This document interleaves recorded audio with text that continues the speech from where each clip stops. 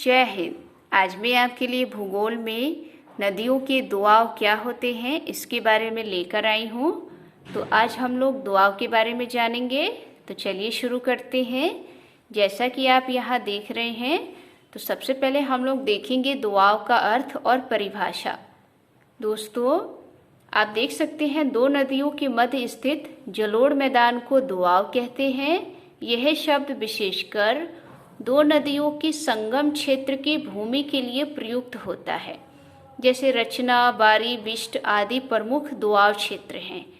आप सरल भाषा में कह सकते हैं कि जो दो नदियां होती हैं उनके बीच का क्षेत्र यानी मैदान दोआब कहलाता है। उदाहरण के तौर पर जैसे गंगा और यमुना नदी के बीच का क्षेत्र वो दोआब कहलाएगा।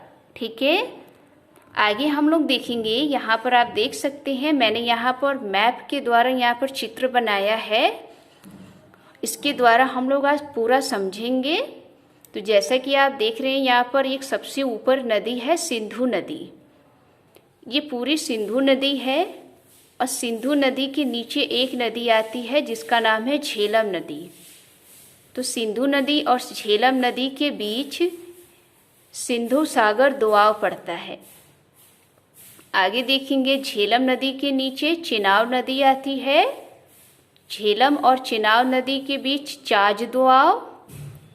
दोस्तों, आपको यहाँ पर नोट करना है, चिनाब नदी में दो नदियाँ आकर मिलती है, चंद्र और भागा। चंद्र और भागा दोनों नदियाँ मिल जाती हैं, उसके आगे चिनाब नदी बनती है।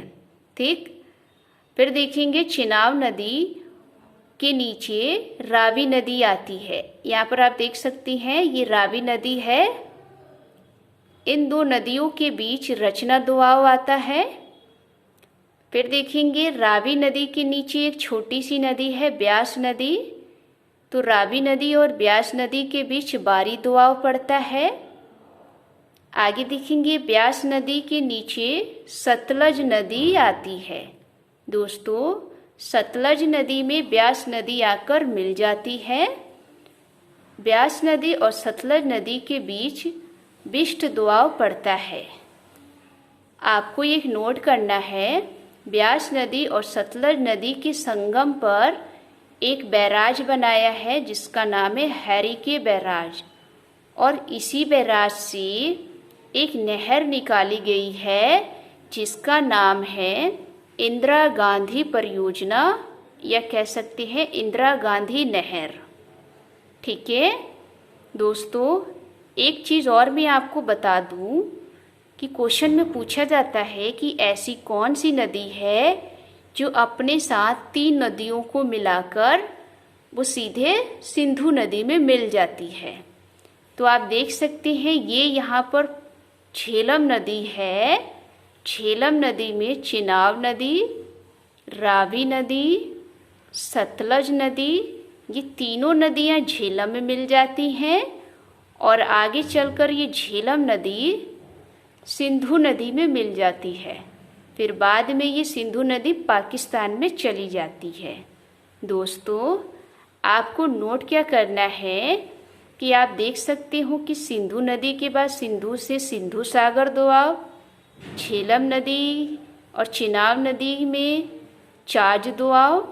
कैसे याद करेंगे? देखिए, चिनाब में चाज दोआब चा आ रहा है।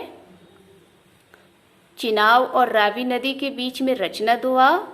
याद कैसे करेंगे? देखिए, रचना में देखिए रावी नदी से याद करेंगे। आगे देखेंगे रावी और ब्यास नदी के बीच देखिए बारी दोआब, बा से देखिए ब्यास। ठीक है, फिर आगे देखेंगे ब्यास और सतलज नदी के बीच बिष्ट दोआब, ब्यास से बिष्ट याद करेंगे। मैंने यहाँ पर देखिए नदियों का दोआब यहाँ पर लिख रखा है। आप देख सकते हैं सिंधु तथा झेलम नदी के बीच सिंधु सागर दोआब, झेलम तथा चिनाब नदी के बीच चाज दोआब, चिनाब तथा रावी नदी के बीच रचना दोआब, रावी तथा ब्यास नदी के बीच बारी दोआब, ब्यास तथा सतलज नदी के बीच बिष्ट दोआब।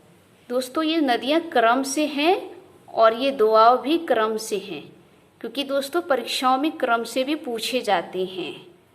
तो मैंने आपको यहाँ पर चित्र के माध्यम से दुआओं को समझाने की पूरी कोशिश की और मैंने यहाँ पर नदियाँ भी बनाई रखी है। तो उम्मीद है आपको ये टॉपिक अच्छा लगा होगा। अगर ये वीडियो अच्छी लगी होगी तो हमारे चैनल को लाइक करिए, सब्सक्राइब कीजिए और शेयर कीजिए। मिलते हैं नेक्स्ट टॉपिक में। जय हिंद, जय भारत।